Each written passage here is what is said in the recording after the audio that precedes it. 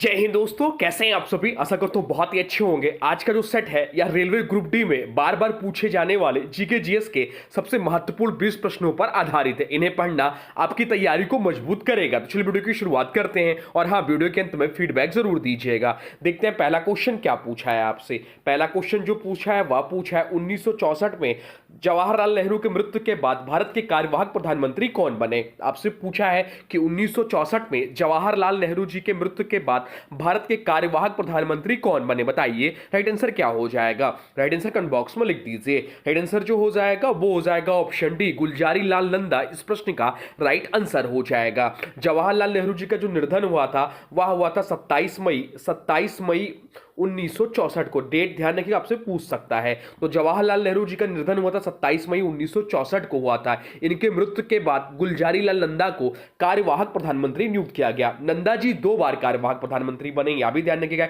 एक बार 1964 में नेहरू जी के मृत्यु के बाद और एक बार 1966 में लाल बहादुर शास्त्री जी के बाद।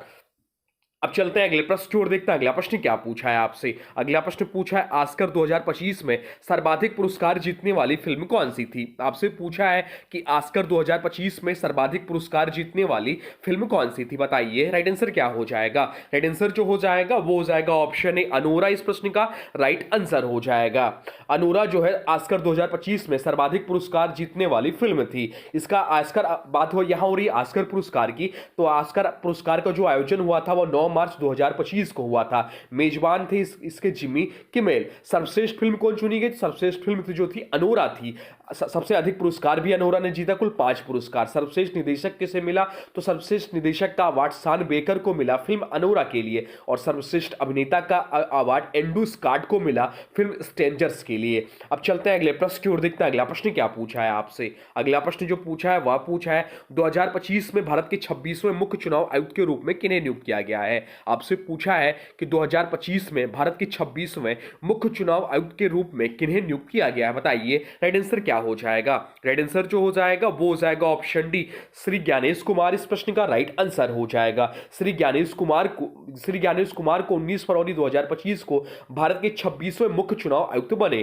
पर अगर चलिए आपको प्रमुख नियुक्तियां बताते हैं जो आपको ध्यान रखना एग्जाम में आपसे पूछ रख सकता है। उपराष्ट्रपति, तो वर्तमान समय में जो उपराष्ट्रपति हैं वो सीपी राधाकृष्णन है, ये चर्चित रहा तो एग्जाम के लिए इंपॉर्टेंट है। मुख्य न्यायाधीश वर्तमान समय में कौन है? तो वर्तमान समय में जो मुख्य न्यायाधीश हैं वो बी.आर. गवई साहब है, ये 52वें हैं। हाल जल्दी ही ये कल ही सेवानिवृत्त हुए हैं, तो इसके बाद जो बनेंगे उनका भी नाम ध्यान रखिएगा, वो सूर्यकांत नाम है उनका। अब चलते हैं अगले प्रश्न की ओर, देखते हैं अगला प्रश्न है नियंत्रक एवं महालेखा परीक्षक। ध्यान रखेगा, नियंत्रक एवं महालेखक परीक्षक जो वर्तमान समय में है वो संजय मूर्ति साहब है। कैबिनेट सचिव यह भी इंपॉर्टेंट है, तो कैबिनेट सचिव वर्तमान समय में कौन है? तो ये टीबी सोमनाथन है। अब चलते हैं अगले प्रश्न की ओर, देखते हैं अगला प्रश्न क्या पूछा है आपसे। अगला प्रश्न पूछा है भारतीय संविधान की किस अनुसूची में संघ सूची से संबंधित प्रावधान है। आपसे पूछा है कि भारतीय संविधान की किस अनुसूची में संघ सूची से संबंधित प्रावधान है, बताइए राइट आंसर क्या हो जाएगा। राइट आंसर कमेंट बॉक्स में लिख दीजिए। तो राइट आंसर जो हो जाएगा वो हो जाएगा ऑप्शन सी, 7वीं अनुसूची इस प्रश्न का राइट आंसर हो जाएगा।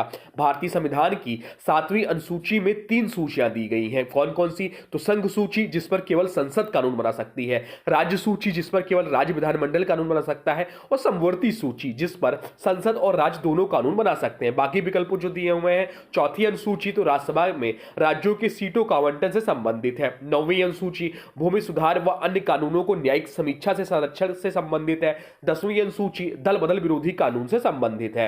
अब चलते हैं अगले प्रश्न की ओर, देखते हैं अगला प्रश्न क्या पूछा है आपसे। अगला प्रश्न पूछा है संघ लोक सेवा आयोग के नए अध्यक्ष कौन बने हैं। आपसे पूछा है कि संघ लोक सेवा आयोग के नए अध्यक्ष कौन बने हैं, बताइए राइट आंसर क्या हो जाएगा। राइट आंसर हो जाएगा ऑप्शन सी, अजय कुमार। अजय कुमार इस प्रश्न का राइट आंसर हो जाएगा। बात यह हो रही संघ लोक सेवा आयोग की, तो इसकी जो स्थापना हुई थी यूपीएससी की हुई थी 1 अक्टूबर 1926 को। इसका प्रारंभिक नाम क्या था, यह भी एग्जाम में पूछ लेता है। तो इसका प्रारंभिक नाम था federal public service commission.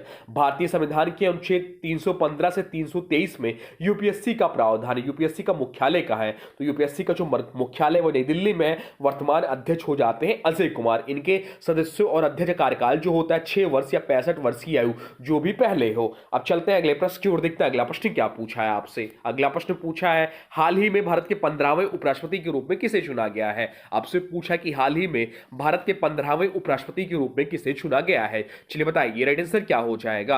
Right answer जो हो जाएगा वो हो जाएगा ऑप्शन बी, सीपी राधाकृष्णन इस प्रश्न का राइट आंसर हो जाएगा। और मुझे लगता है ये रेलवे ग्रुप डी के सेट में यह प्रश्न जरूर पूछा जाएगा, तो आप लोग पेपर दीजिएगा और लास्ट में कमेंट करके बताइएगा जब पेपर आपका सेट आएगा तो यह प्रश्न पूछा गया कि नहीं। मुझे ये पता नहीं क्यों फील हो रहा है कि यह प्रश्न पूछा जाएगा आपके पेपर में उपराष्ट्रपति से संबंधित। भारत के 15वें उपराष्ट्रपति के रूप में सीपी राधाकृष्णन को चुना गया है। अगर बात की उपराष्ट्रपति की, चलिए उपराष्ट्रपति संबंधित कुछ महत्वपूर्ण बताते हैं जो आपके एग्जाम के लिए इंपॉर्टेंट है। संविधान में उल्लेख जो उपराष्ट्रपति संबंधित है वह अनुच्छेद 63 से 71 तक है।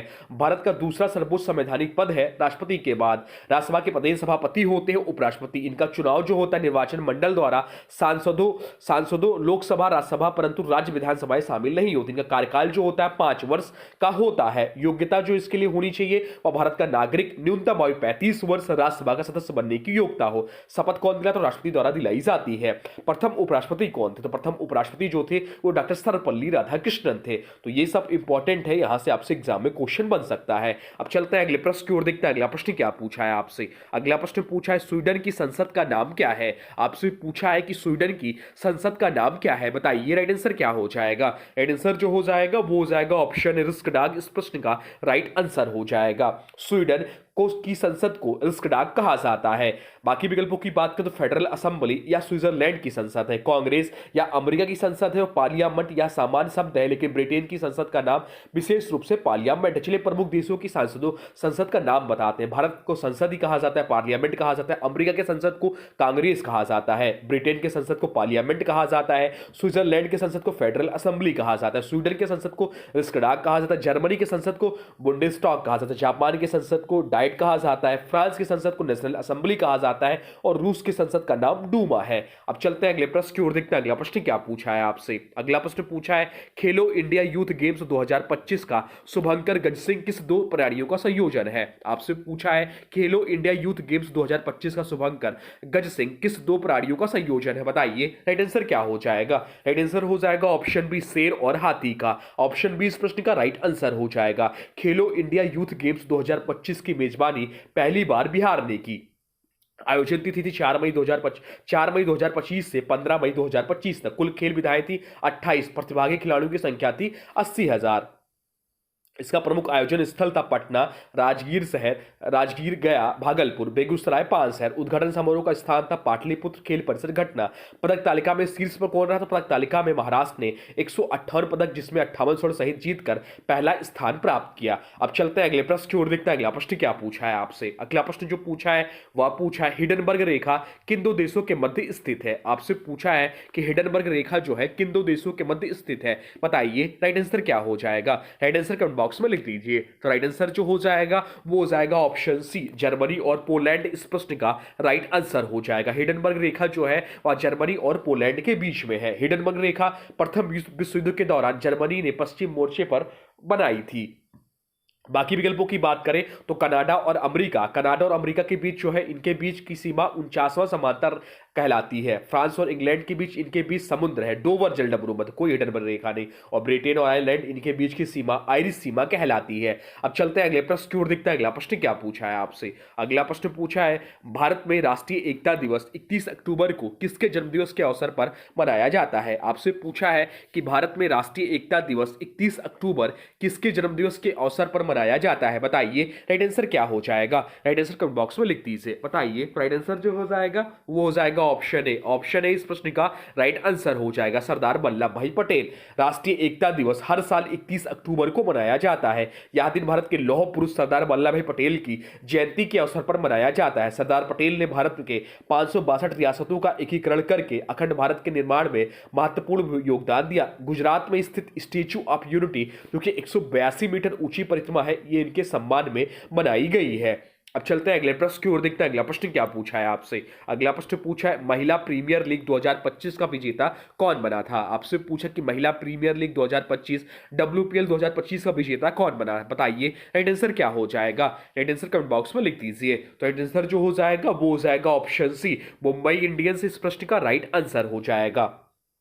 महिला प्रीमियर लीग की बात करें तो विजेता टीम रही थी Mumbai Indians, runner up team थी दिल्ली कैपिटल्स, फाइनल स्थान जो था बेब्रोन स्टेडियम मुंबई, विजेता कप्तान थी हरमनप्रीत कौर और प्लेयर ऑफ द फाइनल थी हरमनप्रीत कौर ही। ऑरेंज कैप किन्हें मिला तो नेट्स स्क्रिवर बंट को मिला, जो सबसे ज्यादा रन बनाते हैं उन्हें ऑरेंज कैप मिलता है। पर्पल कैप किसे मिला तो पर्पल कैप अमिलिया केर को मिला, इन्होंने 18 विकेट लिए थे 10 मैचों में, इन्होंने सबसे ज्यादा विकेट लिया, उन्हें पर्पल कैप मिलता है। अब चलते हैं अगले प्रश्न की ओर, देखते हैं अगला प्रश्न क्या पूछा है आपसे। अगला प्रश्न जो पूछा है वह पूछा है किस भारतीय जलप्रपात में राजा, रानी, रॉकेट और रोवर नामक 4 अलग अलग झरने हैं। आपसे पूछा है किस भारतीय जलप्रपात में राजा, रानी, रॉकेट और रोवर नामक 4 अलग अलग झरने हैं, बताइए राइट आंसर क्या हो जाएगा। राइट आंसर हो जाएगा ऑप्शन सी, जोग जलप्रपात इस प्रश्न का राइट आंसर हो जाएगा। जोग जलप्रपात भारत के सबसे ऊंचे जलप्रपातों में से एक है, जो कर्नाटक राज्य के शिवमोगा जिले में स्थित है, या शरावती नदी पर बना है। इसकी कुल ऊंचाई लगभग 253 मीटर यानी कि 830 फीट है। जोग जलप्रपात 4 प्रमुख धाराओं में विभाजित होता है, राजा, रानी, रॉकेट और रोवर। ये चारों धाराएं मिलकर जोग फॉल्स की भव्यता को और बढ़ाती है। बाकी विकल्पों की बात करें तो कुंचिकल जलप्रपात यह भी इंपॉर्टेंट है, कर्नाटक में वारही नदी पर स्थित है, भारत का सबसे ऊंचा जलप्रपात है।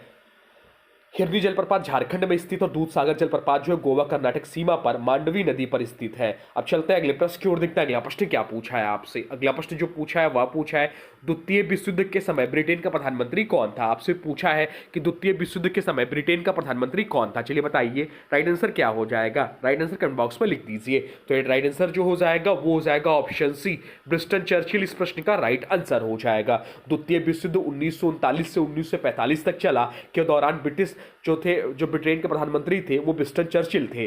वह 1940 से 1945 तक प्रधानमंत्री रहे और युद्ध में ब्रिटेन की जीत में उनकी भूमिका अहम थी। चर्चिल अपने प्रसिद्ध भाषणों और दृढ़ नेतृत्व के लिए जाने जाते थे। अब चलते हैं अगले प्रश्न की ओर, देखते हैं अगला प्रश्न क्या पूछा है आपसे। अगला प्रश्न जो पूछा है वह पूछा है भारतीय संविधान के किस अनुच्छेद में अल्पसंख्यकों के हितों की संरक्षण की व्यवस्था है। आपसे पूछा है कि भारतीय संविधान के किस अनुच्छेद में अल्पसंख्यकों के हितों के संरक्षण की व्यवस्था है, बताइए राइट आंसर क्या हो जाएगा।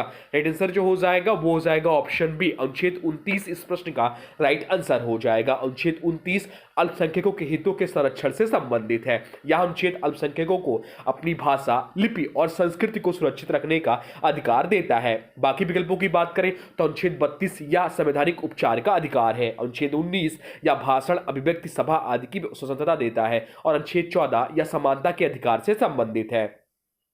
अब चलते हैं अगले प्रश्न की ओर, देखते हैं अगला प्रश्न क्या पूछा है आपसे। अगला प्रश्न पूछा भारत में कौन सी पंचवर्षीय योजना हेरॉड डॉमर मॉडल पर आधारित थी। आपसे पूछा है कि भारत में कौन सी पंचवर्षीय योजना हेरॉड डॉमर मॉडल पर आधारित थी, बताइए राइट आंसर क्या हो जाएगा। राइट आंसर जो हो जाएगा वो हो जाएगा ऑप्शन ए, प्रथम पंचवर्षीय योजना इस प्रश्न का राइट आंसर हो जाएगा। भारत की प्रथम पंचवर्षीय योजना 1951 से 1956 तक जिसका कार्य पीरियड रहा, हेरॉड डॉमर मॉडल पर आधारित थी। इस योजना में मुख्य ध्यान कृषि और सिंचाई पर दिया गया। उद्देश्य था कृषि उत्पादन बढ़ाना, खाद्यान्न आयात पर निर्भरता कम करना और देश को आत्मनिर्भर बनाना। इस योजना की सफलता से भारत की जीडीपी में औसत 3.6 वृद्धि हुई, लक्ष्य था 2.1 की। द्वितीय पंचवर्षीय योजना की बात करें, दूसरी पंचवर्षीय योजना पीसी महालनोबिस मॉडल पर आधारित थी, औद्योगिकरण पर जिस पर जोर दिया गया। अब चलते हैं अगले प्रश्न की ओर, देखते हैं अगला प्रश्न क्या पूछा है आपसे। अगला प्रश्न जो पूछा है वह पूछा है 1932 में महात्मा गांधी और किसके बीच पूना पैक्ट पर हस्ताक्षर किए गए थे। आपसे पूछा है कि 1932 में महात्मा गांधी और किसके बीच पूना पैक्ट पर हस्ताक्षर किए गए थे, बताइए राइट आंसर क्या हो जाएगा। राइट आंसर जो हो जाएगा वो हो जाएगा ऑप्शन डी, भीमराव अंबेडकर इस प्रश्न का राइट आंसर हो जाएगा। पूना पैक्ट पर हस्ताक्षर 24 सितंबर 1932 को हुए। यह समझौता महात्मा गांधी और डॉक्टर भीमराव अंबेडकर के बीच हुआ था। यह समझौता पुणे की यरवदा जेल में हुआ जहां गांधी जी उस समय कैद थे। अब चलते हैं अगले प्रश्न की ओर, देखते हैं अगला प्रश्न क्या पूछा है आपसे। अगला प्रश्न जो पूछा है वह पूछा है निम्नलिखित में से किस वास्तुकार ने गेटवे ऑफ इंडिया को डिजाइन किया था। आपसे पूछा कि निम्नलिखित में से किस वास्तुकार ने गेटवे ऑफ इंडिया को डिजाइन किया था, बताइए राइट आंसर क्या हो जाएगा। राइट आंसर जो हो जाएगा वो हो जाएगा ऑप्शन बी, जॉर्ज विटेट इस प्रश्न का राइट आंसर हो जाएगा। गेटवे ऑफ इंडिया का निर्माण मुंबई में 1911 में किंग जॉर्ज पंचम और क्वीन मैरी की भारत यात्रा की स्मृति में कराया गया। इसका डिजाइन स्कॉटलैंड के वास्तु वास्तुकार जार्ज विटेट ने तैयार किया था। वास्तुकला शैली थी हिंदू और मुस्लिम स्थापत्य कला का मिश्रण। उद्घाटन 1924 में। यह मुंबई का एक प्रमुख ऐतिहासिक और पर्यटक स्थल है। अब चलते हैं अगले प्रश्न की ओर, देखते हैं अगला प्रश्न क्या पूछा है आपसे। अगला प्रश्न पूछा है भारतीय संविधान के किस अनुच्छेद में यह कहा गया है कि भारत का एक राष्ट्रपति होगा। आपसे पूछा कि भारतीय संविधान के किस अनुच्छेद में यह कहा गया है कि भारत का एक राष्ट्रपति होगा। बताइए राइट आंसर क्या हो जाएगा। राइट आंसर जो हो जाएगा वो हो जाएगा ऑप्शन बी, अनुच्छेद 52 इस प्रश्न का राइट आंसर हो जाएगा। अनुच्छेद 52 में स्पष्ट रूप से कहा गया है कि भारत का एक राष्ट्रपति होगा, या राष्ट्रपति भारत का संवैधानिक प्रमुख है। राष्ट्रपति कार्यकाल का प्रमुख होता है, लेकिन वास्तविक शक्तियां मंत्रिपरिषद के पास होती हैं। बाकी विकल्पों की बात करें तो अनुच्छेद 54 जो है राष्ट्रपति के निर्वाचन की प्रक्रिया से संबंधित है। अनुच्छेद 58 राष्ट्रपति बनने के लिए योग्यता और अनुच्छेद 55 राष्ट्रपति के निर्वाचन की पद्धति से संबंधित है। अब चलते हैं अगले प्रश्न की ओर, देखते हैं अगला प्रश्न क्या पूछा है आपसे। अगला प्रश्न जो पूछा है वह पूछा है जालियांवाला बाग नरसंहार पर किसने अपनी पीड़ा और गुस्सा जताते हुए नाइटहुड की उपाधि वापस लौटा दी थी। बताइए राइट आंसर क्या हो जाएगा। राइट आंसर हो जाएगा ऑप्शन सी, रविन्द्रनाथ टैगोर इस प्रश्न का राइट आंसर हो जाएगा। 13 अप्रैल 1919 को जालियांवाला बाग हत्याकांड हुआ, जिसमें जनरल डायर के आदेश पर निहत्थे लोगों पर गोलियां चलाई गई। इस घटना से आहत होकर रविन्द्रनाथ टैगोर ने ब्रिटिश सरकार द्वारा दी गई नाइटहुड यानी कि सर की उपाधि को वापस लौटा दिया। टैगोर का मानना था कि ऐसी सरकार के सम्मान को धारण करना शर्म की बात है जो निर्दोष नागरिकों की हत्या करे। अब चलते हैं अगले प्रश्न की ओर, देखते हैं अगला प्रश्न क्या पूछा है आपसे। अगला प्रश्न जो पूछा है वह पूछा है निम्नलिखित में से किसे फ्रंटियर गांधी के नाम से जाना जाता है। आपसे पूछा है कि निम्नलिखित में से किसे फ्रंटियर गांधी के नाम से जाना जाता है था। बताइए राइट आंसर क्या हो जाएगा। राइट आंसर हो जाएगा ऑप्शन बी, अब्दुल गफ्फार खान या खान अब्दुल गफ्फार खान को। अब्दुल गफ्फार खान को सीमांत गांधी कहा जाता है। वह उत्तर पश्चिम सीमा प्रांत के प्रसिद्ध स्वतंत्रता सेनानी थे। उन्होंने खुदाई खिदमतगार आंदोलन चलाई, जिसे रेड शर्ट मूवमेंट भी कहते हैं। वह महात्मा गांधी के विचारों से अत्यधिक प्रभावित थे और अहिंसा के प्रबल समर्थक थे। तो ये रहे टॉप जी के जीएस के प्रश्न जो बहुत ज्यादा महत्वपूर्ण है। आपके एग्जाम में यहां से प्रश्न आपके सीधे सीधे चटाव में पूछे जाते हैं, तो इन सभी प्रश्नों का राइट आंसर आप लोग को आना चाहिए। अब आज की वीडियो से प्रश्न है, इसका राइट आंसर आप लोग को कमेंट बॉक्स में बताना है। आज के वीडियो से प्रश्न है ऑस्कर 2025 में सर्वाधिक पुरस्कार जीतने वाली फिल्म कौन सी थी। आपसे पूछा है कि ऑस्कर 2025 में सर्वाधिक पुरस्कार जीतने वाली फिल्म कौन सी थी। इसके बारे में जो भी कुछ जानते हैं कमेंट बॉक्स में लिख दीजिए। और हाँ देखिए, अभी तक आपने वीडियो को लाइक नहीं किया है तो प्लीज वीडियो को लाइक कर दीजिए और चैनल पे नए हैं चैनल को सब्सक्राइब भी कर लीजिए। तो चलिए मिलते हैं एक नए वीडियो में, तब तक के लिए thanks for watching railway exam target channel.